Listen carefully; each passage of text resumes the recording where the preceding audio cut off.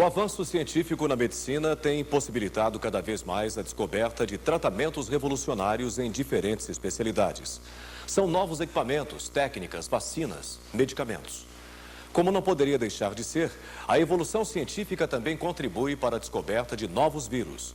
Uma das novidades é a hepatite tipo G, que somada aos outros 5 vírus, A, B, C, D e E, forma o grupo das hepatites virais.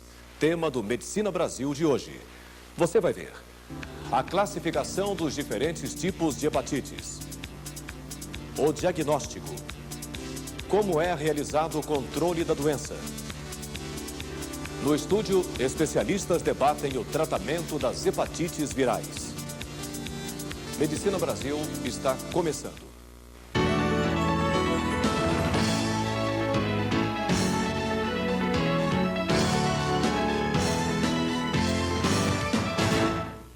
As hepatites virais são formadas por um grupo de infecções, cujos agentes etiológicos são vírus que possuem como principal característica o tropismo primário pelo fígado.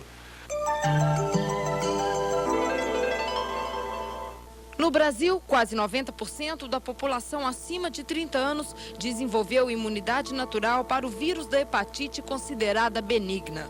O agente causador da hepatite A é um epRNA vírus. O vírus de hepatite A ele tem um período de incubação mais curto.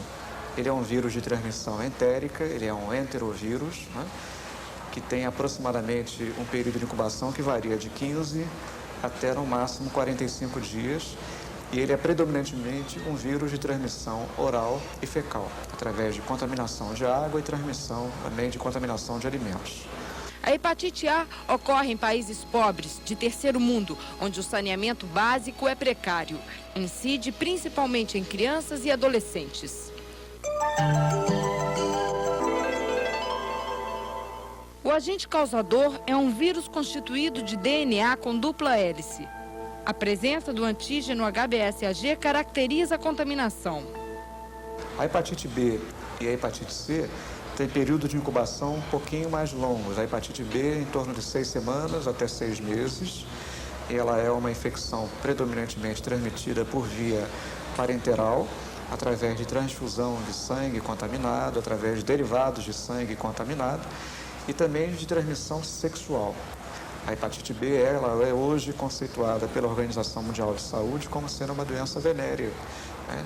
E ela é facilmente transmitida pelo contato sexual.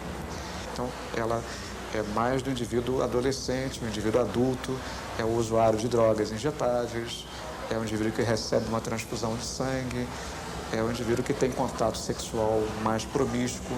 Então, esse indivíduo acaba desenvolvendo uma hepatite aguda B. A África, a Ásia, seguidas da América do Sul, são as regiões mundiais que apresentam a maior incidência do vírus.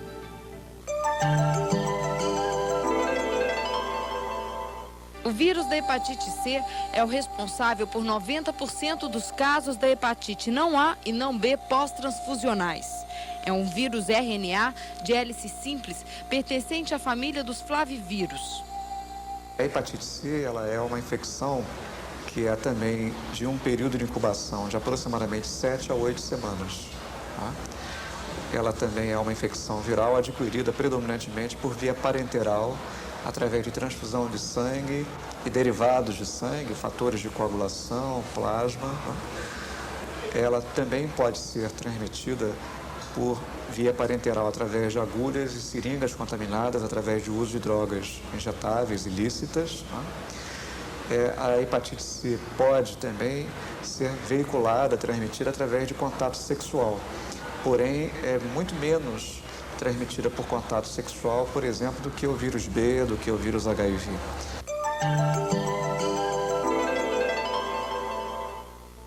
O agente causador é uma partícula viral híbrida. É constituído por RNA. Sozinho, esse vírus não é capaz de infectar o fígado. Precisa da presença do HBsAg. Ele necessita da presença do vírus B para ele poder se manifestar.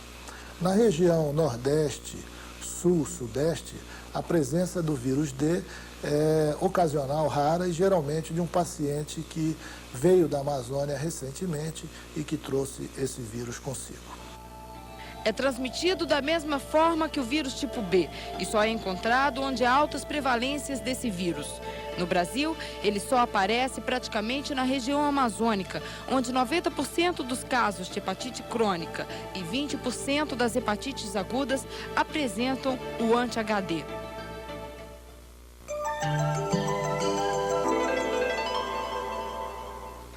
O agente causador é constituído por RNA, de classificação ainda não definida. O período de incubação é de 15 a 64 dias. Os surtos epidêmicos acontecem em locais de saneamento básico deficiente. Ele foi descrito primeiro em regiões pobres da Índia e do Paquistão. É um vírus muito semelhante ao vírus da hepatite A, é um vírus de transmissão fecal-oral, isso é um vírus que passa por água contaminada, alimentos contaminados, e ele tem uma particularidade, é que em mulheres jovens ele se manifestaria de uma maneira mais agressiva, dando uma hepatite grave, frequentemente com uma evolução para o óbito. Ainda se sabe muito pouco sobre o vírus G da hepatite. Os primeiros estudos sobre o vírus revelam que, possivelmente, ele apresenta formas de transmissão semelhantes às dos vírus B e C. Confira agora de que maneira evoluem as hepatites virais. Existem 3 formas de apresentação das hepatites: a aguda, a crônica e a fulminante. A forma aguda é dividida em momentos distintos. O período de incubação é aquele intervalo de tempo que vai desde o contato com o vírus, com a inoculação do vírus, até o início dos sintomas. E esses sintomas, inicialmente, são chamados de pródromos, né? Então, nessa fase prodrômica, é chamada também fase pré-ictérica, é uma fase em que ele apresenta sintomas ditos constitucionais. Ele tem enjoo, ele tem mal-estar, ele tem desânimo. A urina escureceu, a urina ficou cor de Coca-Cola, uma urina bem escura, bem concentrada. Houve clareamento das fezes, as fezes ficaram claras, não percebeu. E o senhor teve algum outro sintoma? Ficou enjoado, ficou desanimado, ficou um pouco prostrado, teve ânsia de vômito? Os sintomas, quando aparecem, são iguais em todas as hepatites. Muitas vezes o diagnóstico é feito sem o aparecimento da icterícia. É grande o número de pacientes assintomáticos. É praticamente uma exceção você ter um paciente com hepatite C aguda e que ele tenha icterícia, em que ele seja detectado numa fase muito precoce por presença de icterícia ou por presença de sintomas. Quer dizer, a grande maioria desses pacientes são assintomáticos e são anictéricos. Na hepatite fulminante, as taxas de mortalidade e morbidade são bastante altas. A hepatite fulminante é um subtipo de hepatite aguda em que o paciente, ele, ao invés de desenvolver, como se esperaria numa hepatite aguda benigna, uma necrose focal isolada, salpicada, ou apenas algumas células do fígado que vão se necrosar, que vão se destruir, você tem uma destruição maciça ou submaciça do fígado. Quer dizer, praticamente todo o fígado foi destruído, ou uma grande parte deles. Então, esse paciente, ele caminha muito rapidamente para a falência hepática.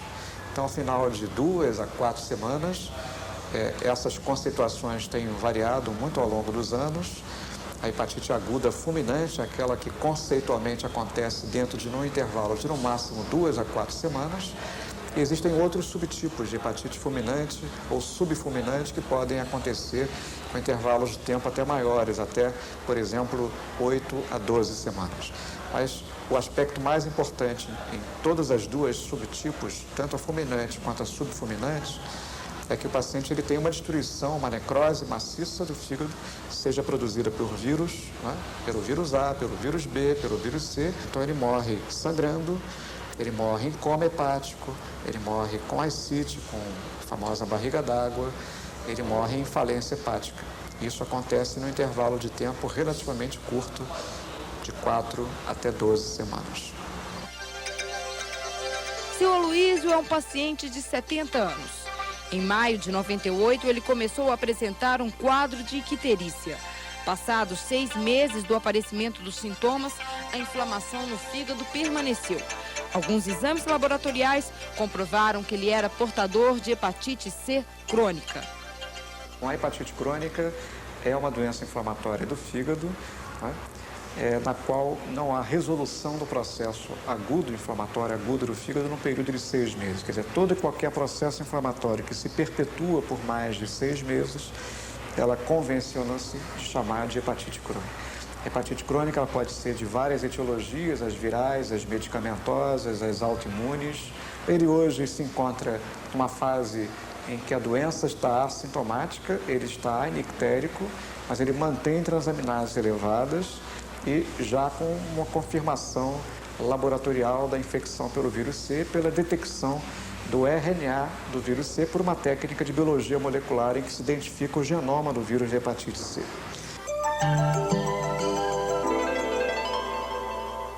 90% dos adultos infectados com o vírus da hepatite B são curados. Mas em crianças ela pode ser bem mais perigosa. Se nos adultos ela se torna crônica em apenas 10% dos casos, nas crianças esse número chega a 90%.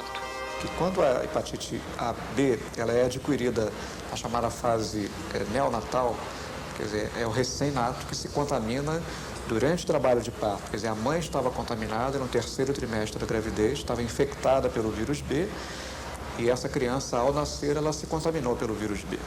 Então, essa criança, sem defesas imunitárias ainda desenvolvidas, ela se torna rapidamente uma pessoa infectada cronicamente pelo vírus B. Ela se torna um portador crônico do vírus B e pode, por volta do seu período de 15, 20 anos de idade, já ter uma hepatite crônica ou até mesmo uma cirrose. Os exames laboratoriais é que vão confirmar a suspeita clínica. Os hepatogramas também são realizados em doadores de sangue ou quando o paciente já apresenta alguma complicação, como uma cirrose hepática.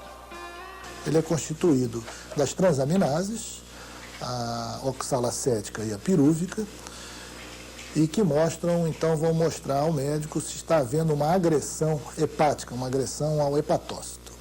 Vamos pedir também a dosagem de bilirrubinas e fosfatase alcalina e a gama-glutabil transpeptidase, a gama-GT.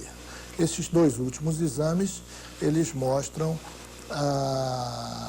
se há algum problema em vias biliares. No caso de hepatite, as hepatites colestáticas que iriam aumentar esses dois exames. Os exames de função hepática, na verdade, eles vão avaliar a capacidade do fígado, de produção do fígado. 2 exames são usados na prática clínica. Um deles é a albumina e o outro é a protrombina, o tempo e a atividade de protrombina. Também fazem parte dessa avaliação inicial. O diagnóstico é caracterizado pela elevação das transaminases na maioria dos casos, mas existem exceções. Na hepatite pelo vírus C, existem algumas situações em que a pessoa tem o vírus C e evolui com transaminases normais. A gente chama hepatite C com transaminases normais. E alguns casos da hepatite B, em que o paciente se torna portador, o vírus passa a não replicar mais e ele contém uma porção do vírus, porém as suas transaminases estão normais. Depois de diagnosticada a doença através dos exames bioquímicos do sangue, é preciso conhecer o vírus causador. Isso é possível através de técnicas laboratoriais que identificam os marcadores virais. No Brasil, os tipos mais comuns são o vírus A, B e C. Em relação à hepatite A, o exame, quando nós temos suspeita de um paciente com hepatite A, nós pedimos o anti-VHA, fração IgM, que vai mostrar se o paciente está na sua fase aguda da hepatite A. Devemos lembrar que esse marcador viral ele é importante para o diagnóstico da fase aguda, porém ele não deve ser usado como critério de cura. O critério de cura da hepatite A é a normalização das transaminases e não o desaparecimento da fração IgM do vírus da hepatite A, que pode levar até 6 meses, em alguns casos até 1 ano para desaparecer, quando o doente na realidade já está curado. Em relação à hepatite B, nós vamos pedir 2 marcadores, na verdade são 2 antígenos, que seria o antígeno de superfície, o HBsAg, e um anticorpo, que seria o anti-HBc IgM, que é o marcador realmente daquela fase aguda da hepatite B. No caso da hepatite C, nós não, os métodos de laboratório comerciais usados na prática médica ainda não conseguem notar o antígeno. Então, nós temos que pedir o anticorpo, que seria o anti-HCV. Esse anticorpo é feito pela reação, pela técnica de ELISA. E no início tínhamos o ELISA de primeira geração, que dava falsos positivos, numa boa proporção de casos, e só detectava esse anticorpo a partir da 4ª, 6ª semana de doença. Com a evolução do método, chegou-se ao ELISA de segunda geração e atualmente ao método de ELISA para anti-HCV de terceira geração. Para saber se um paciente com anticorpo C positivo ainda está doente, é indicado o uso de técnicas de biologia molecular, como o PCR. São técnicas de multiplicação, de amplificação de regiões do RNA do vírus e com isso, então, nós vamos detectar no sangue se existe ou não a presença do vírus. Por ser um exame de alto custo, é importante estabelecer critérios para o pedido do método.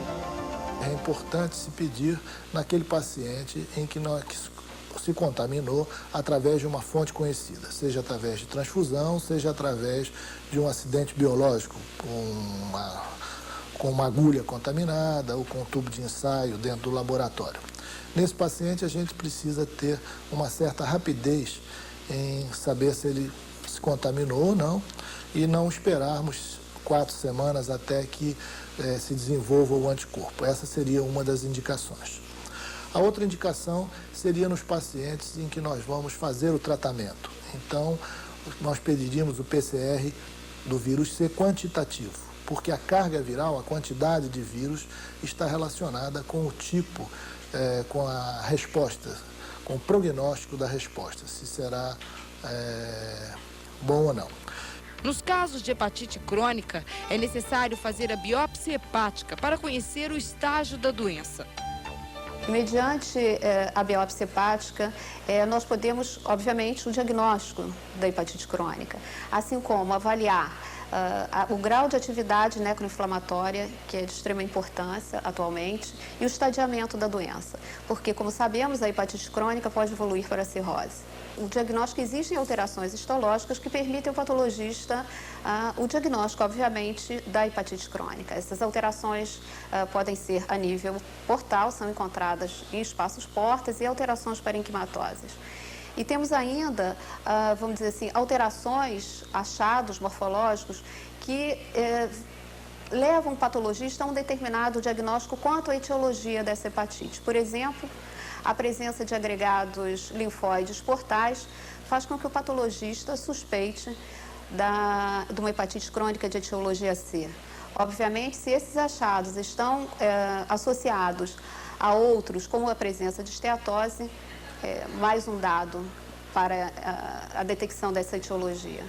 Ao passo que a hepatite crônica B, nós temos mais recursos. Nós podemos detectar o antígeno de superfície da hepatite B, que é o HBsAg, e o HBcAg através de métodos imunistoquímicos. Além das alterações portais, como mencionamos, o infiltrado inflamatório mononuclear portal, nós temos outras alterações parenquimatosas. Obviamente, nós podemos encontrar a presença de necrose hepática, focal, com afluxo de células inflamatórias, que são outros achados que, em conjunto, levam ao diagnóstico de hepatite crônica. Obviamente, sem definir uma etiologia. Os achados da etiologia da C são achados indiretos. A hepatite crônica, daí a importância de nós fazermos vamos dizer assim, o estadiamento. Então, o que é importante? O patologista, quando ele dá um diagnóstico de hepatite crônica, é importante que ele mencione a presença de fibrose ou não, porque em determinados casos, nós sabemos, quer das hepatites do tipo B ou C, elas podem evoluir para a cirrose hepática, que histologicamente se caracteriza pela presença de nódulos de regeneração. Atingindo cerca de 3 milhões de pessoas no Brasil, a hepatite tipo C é hoje uma das grandes preocupações da comunidade científica.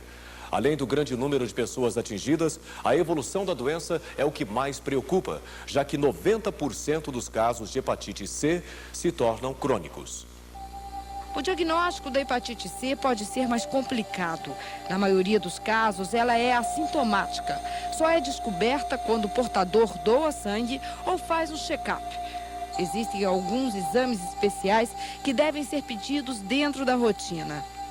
A transaminase pirúvica, a transaminase oxalacética, que a gente denomina através ALT e AST, com essas abreviaturas, são exames que servem como triagem e que, quando elevadas, mostram que o indivíduo tem qualquer tipo de hepatite.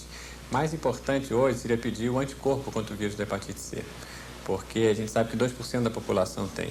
Entre as pessoas com história de transfusão, isso chega a 20% o número de pessoas que estão infectadas pelo vírus da hepatite C. Então, tendo alguns fatores de risco, como a história de hemodiálise, história de transfusão, história de uso de droga venosa, ou tendo um parceiro, por exemplo, com o vírus da hepatite C, esse teste deve ser pedido para todo mundo. Muitas vezes, o paciente procura um médico já com as complicações. Existem alguns pacientes que já procuram o médico na fase de cirrose, ou seja, eles contam uma história que há 15 ou 20 anos atrás fizeram uma cirurgia onde tomaram transfusão de sangue e hoje já apresentam os sintomas e os sinais da cirrose. Frequentemente, às vezes o primeiro sinal já é a presença de ascite ou de varizes no esôfago ou mesmo até um quadro de encefalopatia.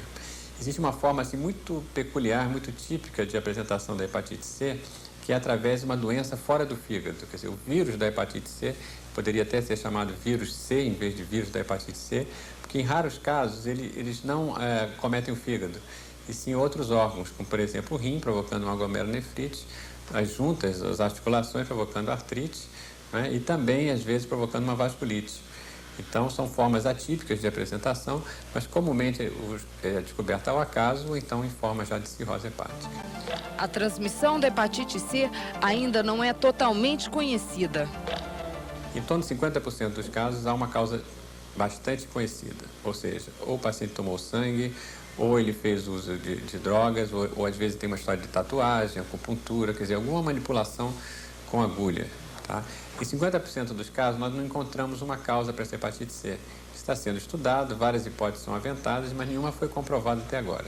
Suspeitou-se que a transmissão sexual era importante, mas quando nós estudamos os casais, os familiares de pessoas com hepatite C, e a transmissão doméstica e a transmissão sexual provavelmente não são causas importantes de aquisição da hepatite C.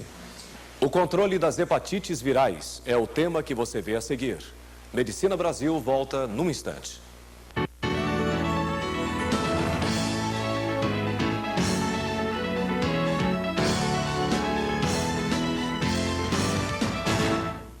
A hepatite pode se apresentar de forma epidêmica. Por isso, é fundamental fazer o controle da doença, especialmente dos tipos que se cronificam e são os mais comuns, como as hepatites B e C.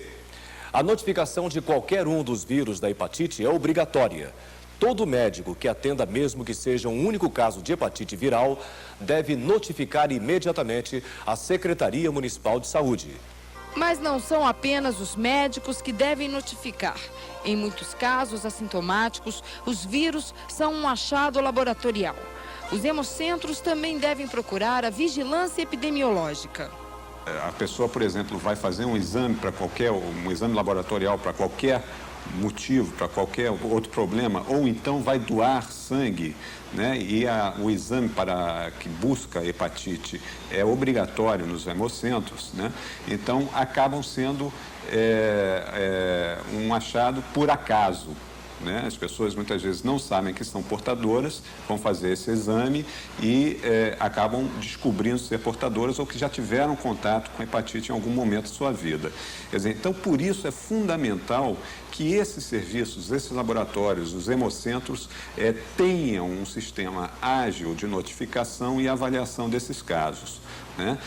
Esses casos muitas vezes são perdidos justamente porque quando vai se buscar o paciente, o doador, por exemplo, não são encontrados. Quer dizer, então é necessário uma agilização nesse processo.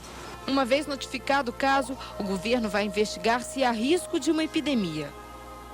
Esses casos são investigados pelas secretarias municipais de saúde, que coletam dados, procuram saber a situação clínica e epidemiológica da pessoa. Esses dados são analisados e trabalhados para se buscar informações sobre que área da cidade ou do município se concentram mais os casos, quais são os grupos de risco, os principais grupos de risco e buscar desenvolver ações que vão desde a educação e saúde até, em alguns casos, a vacinação preventiva. Além das medidas de controle específicas, é necessário que a população esteja bem informada sobre como prevenir a doença. É importante estar atento à qualidade da água, por exemplo, já que a hepatite A é uma patologia de veiculação híbrida. Por isso, quando se fala no controle da hepatite A, é essencial a participação da vigilância sanitária. A partir da suspeita de um surto, a vigilância sanitária é acionada. É feita a verificação das condições de saneamento básico do local. A gente vai no local e faz uma avaliação das condições de armazenamento de água, das condições dessa água de consumo, do teor de cloro dessa água, se essa água é proveniente de rede ou não, se essa água está bem protegida, se o filtro onde as pessoas estão utilizando para filtrar a água, esse filtro está em condições limpas, tá? Se existe alguma possibilidade de haver algum esgoto por perto contaminando essa água, né? Até mesmo se o alimento que essas pessoas estão consumindo, de alguma forma, podem ter algum tipo de contaminação ou não. Para transmitir a doença, a água não precisa estar suja ou parada. Se a água corrente estiver contaminada, ela também é perigosa.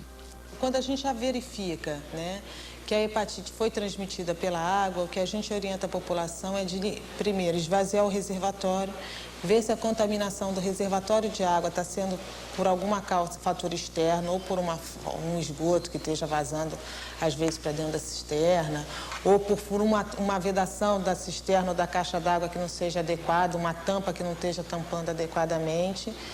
E o que a gente orienta é que a população, então, limpe esse reservatório, lave todo o reservatório e encha ele novamente. O controle do sangue também é fundamental para prevenir a doença, já que as hepatites B e C são transmitidas através dele. É comum nós encontrarmos no nosso meio portadores sadios do vírus B da hepatite, por exemplo, que é uma condição clínica bastante usual, quando as pessoas às vezes não sabem sequer que tiveram a doença hepatite. Então, é importante que testes pré-transfusionais para o controle das doenças sejam feitos em todos os doadores de sangue a cada visita a um centro de coleta de sangue. Os exames de triagem em transfusão de sangue são os testes ELISA, os mesmos do diagnóstico laboratorial, apenas com uma sensibilidade maior. São testes de princípio imunológico e que são realizados com a exemplo de todos os outros testes ELISA conhecidos, e depois esses testes, apresentando resultados reativos, passam então para exames mais específicos, onde será ou não confirmado aquele diagnóstico inicial da triagem. Para as hepatites B, são utilizados rotineiramente, no mínimo, 2 marcadores, um visando o antígeno de superfície do vírus B da hepatite e outro visando um marcador, que é um anticorpo para o core do vírus B da hepatite também. Outras medidas de controle devem ser tomadas pelos agentes de saúde. Quando algum material biológico é manipulado, o profissional fica exposto diretamente ao vírus. Por isso, as recomendações internacionais de biossegurança devem ser conhecidas e respeitadas, principalmente em ambiente hospitalar. Os materiais como agulhas, lâminas e bisturis são os responsáveis por 80% dos acidentes com profissionais de saúde.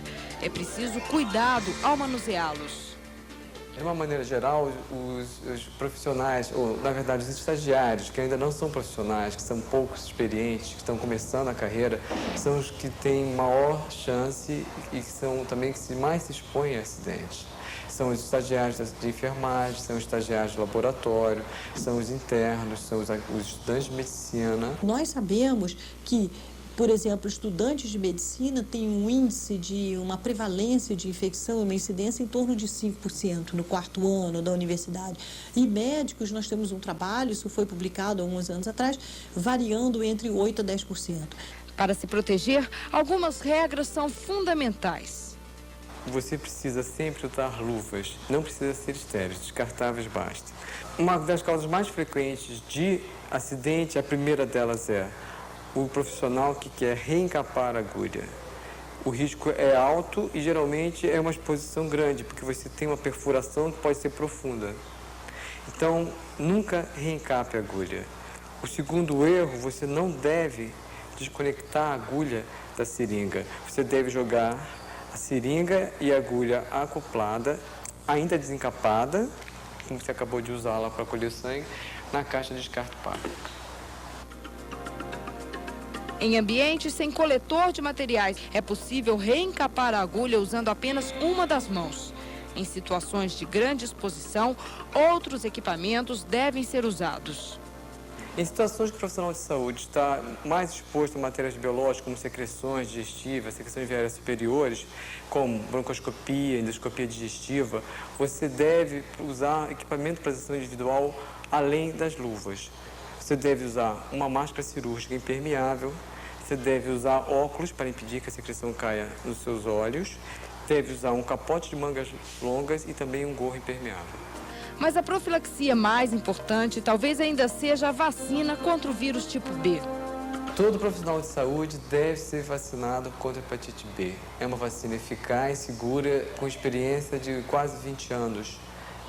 A população vacinada, você consegue uma taxa de eficácia de 95%. A descoberta da vacina contra o vírus da hepatite B gerou uma grande expectativa mundial no controle da doença. A vacina contra a hepatite B também protege contra o vírus da hepatite D. Também já existe vacina contra o vírus da hepatite A, apesar de seu uso ainda ser restrito. Já em relação aos tipos C e E, ainda não existem vacinas. A vacinação é preconizada em 3 doses. A segunda dose é 30 dias após a primeira e a terceira, 6 meses depois. O esquema primário são as 2 primeiras doses, mas ele não é suficiente para manter o indivíduo bem protegido contra a infecção pelo vírus da hepatite A. Então, este paciente que está sendo submetido a um esquema de vacinação deverá, sem dúvida, receber este reforço que é dado aos 6 meses para que se mantenha níveis protetores de anticorpos por um período de 10 anos, que é o período onde essa vacina é considerada protetora. Quando alguém da casa está contaminado, todos devem ser vacinados. A vacina contra a hepatite A não faz parte do calendário por não haver uma política de vacinação. Temos que ter o cuidado para não estarmos indicando a vacinação em massa para a infecção contra o vírus da hepatite A. Por quê? Porque nós poderíamos estar mudando o perfil de uma doença. Embora seja uma vacina excelente, seria extremamente necessário ter-se assegurada a complementação desse esquema de vacinação a cada 10 anos. Veja, por exemplo, se vacinamos uma criança com 1 ou 2 anos de idade, com 11 ou 12 anos de idade, essa criança precisaria ter um esquema de vacinação refeito. E a partir de mais 10 anos, 21 e 22 anos. Se isso não for assegurado pelo governo, ou se não houver disciplina mental para que essa criança seja revacinada, porque ela não teria títulos protetores, o que é que aconteceria? Nós estaríamos mudando o perfil de uma doença que na infância é praticamente assintomática e no adulto tem uma morbidade muito maior, muito mais significativa do que acontece na infância realmente. Em 97, a vacina contra a hepatite B foi incluída no calendário infantil juntamente com a tríplice, aos 2, 4 e 6 meses. Se a criança for recém-nata de uma gestante portadora do vírus, medidas urgentes devem ser tomadas. Se é um recém-nato de uma gestante positiva e infectante, essa criança deverá ser vacinada até 24 horas de nascido da região externa da coxa. Isso é importante para que não se tenha diminuído a eficácia da vacinação. Essa vacinação deve ser feita na face externa da coxa. associada ao uso da gama-globulina hiperimune. Não é a gama-globulina comum, não serve a gama-globulina comum, é a hiperimune. E essa gama-globulina hiperimune poderá e deverá ser repetida com 30 dias, seguindo-se então o esquema de vacinação normal preconizado no calendário infantil com 2, 4 e 6 meses. Nos adultos, o esquema é o mesmo da hepatite A, mas é preciso confirmar a eficácia da vacina. Muitas vezes, o próprio sistema imunológico não responde à vacina contra o vírus B. Nós dividimos a resposta à vacinação em não respondedores, baixo respondedor e resposta satisfatória. E isso é feito através do anti-HBs titulado.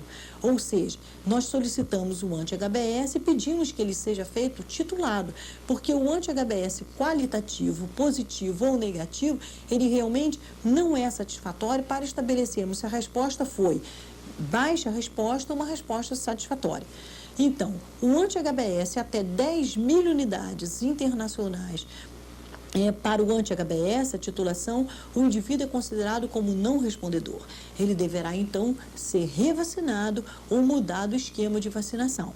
Se esse título ficar situado entre 10 unidades e 100 unidades, ele é considerado como baixa resposta, como tendo tido baixa resposta, e daí a 1 ano, esse anti-HBs deverá ser novamente titulado para que seja decidido ou um booster, ou um novo esquema de vacinação. E se esse esquema, se esse anti-HBs for considerado acima de 100.000 unidades internacionais para os títulos solicitados, esse indivíduo tem uma resposta bastante favorável e provavelmente ele será imune por 5 a 10 anos. Então, eu sugeriria que com 5 anos fosse novamente titulado esse anti-HBs para que uma nova conduta pudesse ser adotada, desde a conduta expectante, simplesmente observadora, até um novo esquema de vacinação, se necessário. Uma vacina combinada que numa única injeção combate o vírus A e o B é a novidade que pode reduzir custos e aumentar a adesão ao tratamento. A adesão ao tratamento, sem dúvida, a imunoprofilaxia será muito melhor. E os títulos médios geométricos oferecidos pelas duas vacinas são igualmente protetores, não havendo de forma nenhuma prejuízo em uma ou outra aplicação ou títulos médios geométricos menores.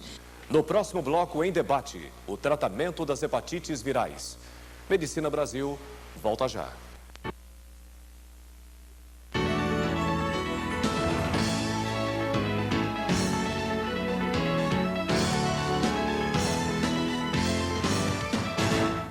O tratamento das hepatites virais é o tema do debate deste terceiro e último bloco. A coordenação é do Dr. Henrique Sérgio Moraes Coelho, chefe do Serviço de Gastroenterologia do Hospital Universitário Clementino Fraga Filho, no Rio de Janeiro. Nesse bloco, faremos uma discussão sobre o tratamento das hepatites A, B e C e dos seus critérios de cura. Para tanto, convidamos para debatedores o Dr. João Luiz Pereira, que é chefe do Serviço de Gastroenterologia do Hospital de Bom Sucesso e presidente da Sociedade de Gastroenterologia do Rio de Janeiro.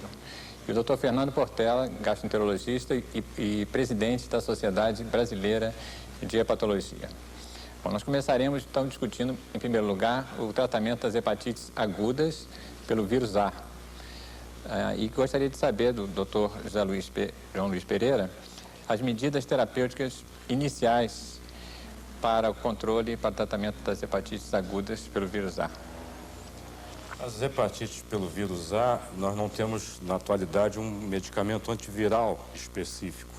Então, são medidas sempre de modo geral, genéricas, como a questão do repouso, que é importante, uma alimentação não muito restrita, há uma certa tendência a limitar muitos tipos de alimentos a esses pacientes, isso não deve ser feito, às vezes só a questão da gordura, às vezes na fase inicial, principalmente se essas hepatites se acompanham de uma icterícia mais acentuada, que essas gorduras vão ser de mais difícil digestão. Fora isso, não teremos nenhuma outra medida mais específica para o seu tratamento. Bom, algumas vezes a hepatite A ela tem uma evolução diferente, mais arrastada, mais demorada, ou com o paciente evoluindo com uma forma colestática. Então, o paciente fica alguns alguns meses com icterícia, com muito prurido e algumas vezes também existem algumas formas mais graves de hepatite A, diferente do habitual em que o curso é extremamente benigno. Eu perguntaria então ao Dr. Fernando Portela se em alguma situação dessas de complicação ou de evolução diferente, se ele utilizaria alguma medicação para controle dessas alterações e também qual é o critério de cura, quando é que você considera curada uma hepatite A? A exceção são as formas complicadas da hepatite A. E, como já foi dito, a forma colestática é uma delas. O paciente passa a apresentar uma icterícia progressiva, com prurido intenso, e isso requer medicação especial. A medicação que mais se utiliza é a colestiramina, uma resina de troca aniônica, que funciona bastante bem. Em algumas ocasiões, nós utilizamos também o ácido ursodesoxicólico, que tem a capacidade não só de reduzir a colestase, através da redução dos níveis de bilirrubina e melhora das provas funcionais hepáticas, mas também diminuir o prurido. E, finalmente, em algumas circunstâncias, o corticosteroide ainda é utilizado. É um assunto controverso, certamente os colegas da mesa vão aceitar que é um ponto controverso, mas em algumas ocasiões o corticosteroide pode ser usado em doses regressivas, começando talvez com 30 miligramas de prednisona e reduzindo de 5 miligramas a cada 5, 7 dias, e isso pode dar uma melhora muito boa, aquilo que se chama uma lavagem branca no paciente. Então, a hepatite colestática pode necessitar desses recursos especiais de tratamento. Bom, em relação à cura da hepatite A, quer dizer, quando é que você considera curada e que exames você normalmente solicita para aprovar essa cura? Eu acho que a clínica é muito importante, mas evidentemente as provas laboratoriais são mais importantes. As transaminases e a gama-GT particularmente, além da bilirrubina, esses 3 exames são importantes. Me parece que o exame que, em última análise, melhor define a cura é a normalização das transaminases. Mas é necessário que essa normalização seja confirmada por 2 ou 3 exames repetitivos, num período de 2 a 3 meses, para que nós tenhamos certeza que não vai haver uma recaída, que pode ser frequente no caso da hepatite A. Doutor João Luiz, existe alguma situação em que você recomenda a internação do paciente? Sim, numa situação que felizmente é muito pouco frequente, mas são as chamadas hepatites graves ou as hepatites fulminantes. E quando nós suspeitamos disso, quando o doente, passada aquela fase inicial que é comum, as hepatites de náuseas, de enjoos, esse doente continua apresentando uma maior náusea, maior vômitos também que pode estar presente, o aumento da icterícia. Às vezes esse fígado, ele regride, ele se torna impalpável, quer dizer, uma diminuição do tamanho do fígado. Isso são, do ponto de vista clínico, esses sinais que nos chamam a atenção. Mas mais precoce do que os sinais clínicos é o laboratório. E aqui eu chamo a atenção particularmente para a queda da protrombina. Esse é o primeiro parâmetro de sinal de gravidade de uma hepatite. Então, uma protrombina que está baixa e que principalmente não responde à administração de vitamina K, quer dizer, não é por colestase, não é por falta de absorção. E principalmente, se você se acompanhado de uma elevação da bilirrubina e uma queda concomitante das transaminases, o que se chama do sinal da cruz, esse é um sinal muito característico ou de uma hepatite que pode estar evoluindo para uma forma grave. E esse doente deve ser internado, porque às vezes, em poucos dias, ele pode estar em coma. Em resumo, em relação à hepatite A, nós vemos que se trata de uma doença benigna, que na maioria dos casos resolve espontaneamente, tá? Em 2 a 3 meses, mas em que em algumas situações o curso é mais prolongado. O paciente evolui com icterícia, prurido, e nessas situações, às vezes, é necessário a utilização de uma medicação, como foi comentado. A hepatite A ela não evolui para formas crônicas, de modo que não será discutida aqui a questão da hepatite crônica pelo vírus A, diferentemente das outras formas de hepatite, em que nós abordaremos as hepatites agudas e crônicas. Passando então para a hepatite B, como é feito o tratamento, doutor João Luiz, o tratamento da hepatite aguda pelo vírus B? Que medidas são recomendadas e também como se controla a cura? São as mesmas recomendações para a hepatite A, que, aliás, são para todas as outras hepatites agudas não complicadas. Quer dizer, por uma certa restrição, então, de atividade, como nós falamos, uma alimentação mais ou menos liberal, um pouco da questão das gorduras, e nenhum medicamento específico nós temos aí. Chamar a atenção para a hepatite B a questão de uma possibilidade de uma transmissão sexual, tá? E mais importante do que na A. E quais seriam os parâmetros, então, que essa hepatite B está evoluindo bem? Além dos sinais, sintomas que esses estudantes vão desaparecendo, vai melhorando a icterícia, as náuseas, enfim, o primeiro marcador de que essa hepatite está evoluindo bem é a perda do antígeno E, quer dizer, a negativação do antígeno E. Isso geralmente ocorre em poucas semanas e esse, então, prenuncia que esse doente deixou de replicar, está caminhando para a cura. O controle de cura eficaz, então, seria efetivo, seria a normalização das transaminases e a negativação do HBsAg com a posterior positividade do anti-HBs. Então, a esse doente nós daríamos como curado. Então, após 6 meses de evolução de uma hepatite aguda, já pode ser chamada de crônica. E essa hepatite crônica tem aspectos histológicos diferentes. Eu perguntaria, então, ao Dr. João Luiz Pereira, em que situações que ele acharia indicado, né, ou se sempre ele indica o tratamento da hepatite crônica pelo vírus B. Até pouco tempo nós só dispunhamos de um medicamento para o tratamento da hepatite crônica B, que era o interferon.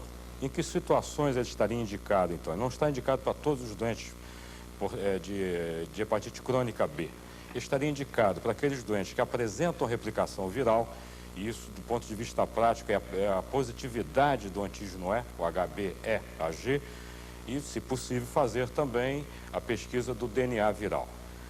E também que eles mostrem que está havendo atividade da doença, traduzido por aumento de transaminase e por uma biópsia hepática que mostre uma histologia agressiva, quer dizer, esteja havendo também um comprometimento hepático do ponto de vista histológico. Esses doentes, então, estariam indicados o uso do interferon, desde que não possuam também contraindicações ao uso. Por exemplo, cirróticos ou cirróticos compensados, principalmente, pacientes leucopênicos, plaquetopênicos, insuficiência cardíaca descompensada, diabéticos e etc., doentes psiquiátricos, e existe uma série de contraindicações para o uso do interferon. Ele não estaria também indicado para aqueles doentes que a gente chama que estão numa fase de não replicação, quer dizer, que já negativaram o antígeno E e têm transaminases normais. Com uma rara exceção quanto ao antígeno E, que eu chamaria a atenção para as mutantes precoces, e que esse indivíduo ele tem E negativo, às vezes até com anti-E, mas continua com altas replicações virais e com transaminases também elevadas. Em relação, nós falamos em relação ao interferon, mas existem alguns pacientes que não respondem ao interferon, né, ou que apresentam contraindicações ao uso do interferon. Doutor Portela, e nessas situações nós poderíamos lançar mão de outros tipos de medicamentos?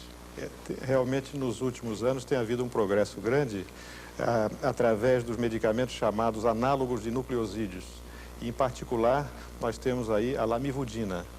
A lamivudina é uma substância que pode ser indicada em situações em que o interferon não está indicado, porque há riscos grandes na sua utilização. É o caso, por exemplo, de doentes avançados que têm cirroses avançadas ou descompensadas e em preparo para o transplante.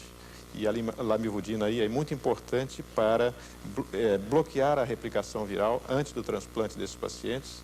A lamivudina também é utilizada no pós-transplante de pacientes com cirrose por hepatite B.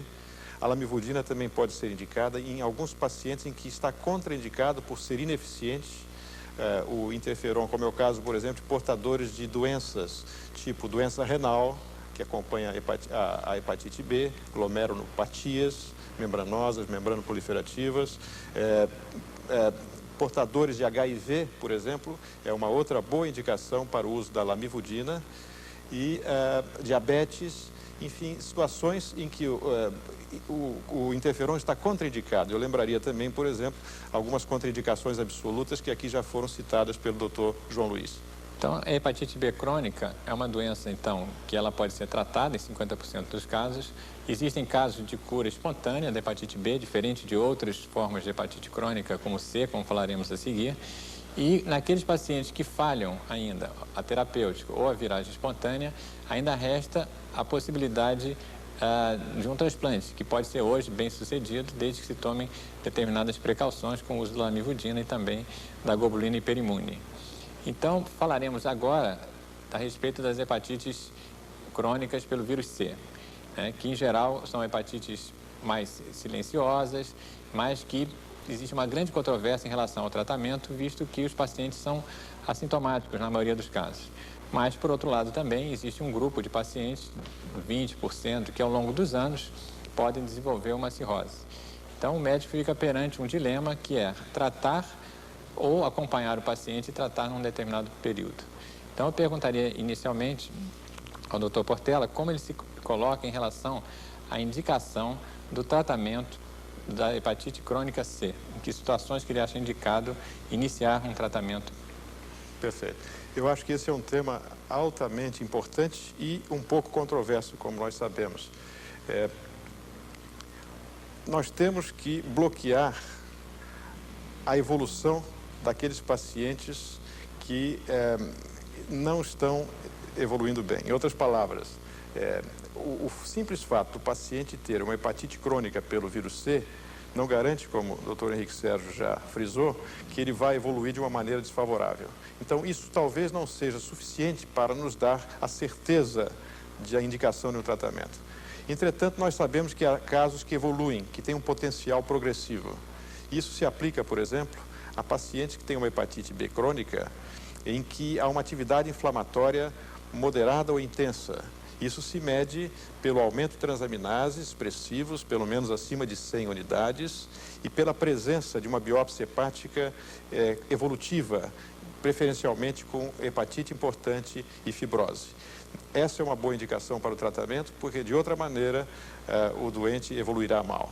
Uma outra indicação que eu diria são certas situações clínicas que ocorrem durante a hepatite C. Um exemplo clássico disso é a chamada crioglobulinemia. Na crioglobulinemia é um distúrbio imunológico em que surgem púrpura elevada, astenia, glomerulopatia, entre outros sintomas sistêmicos. O tratamento com interferon é indicado e altamente eficiente para controlar esses sintomas. Uma outra indicação que eu diria é muito precisa, a meu ver, é aquele portador de HIV em que não existe doença, que não é imunodeficiente.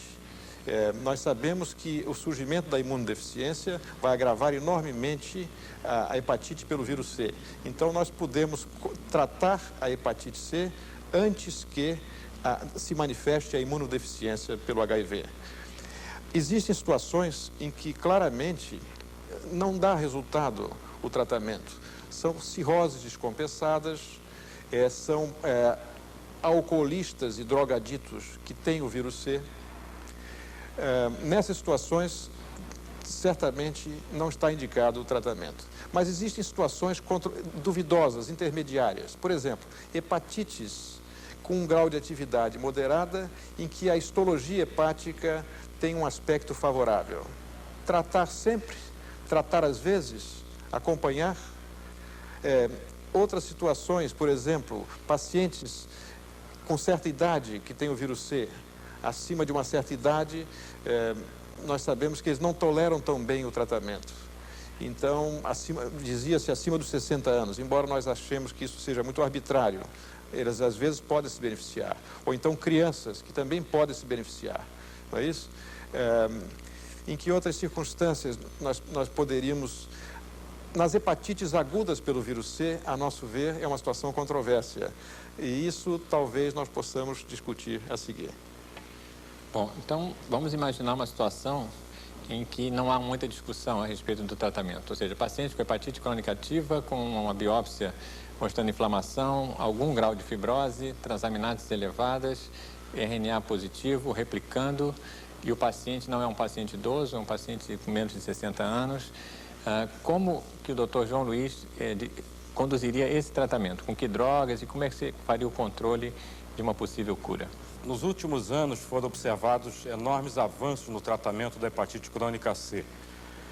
Inicialmente, com a dose empregada, que era recomendada, que era o interferon, 3 milhões de unidades, 3 vezes por semana, durante 6 meses, a resposta terapêutica era de apenas 6%, não mais do que isso. E o que se chamava a resposta terapêutica sustentada? Era que o paciente permanecesse com o RNA viral negativo e evidente, transaminases normais, pelo menos 6 meses após o término do tratamento.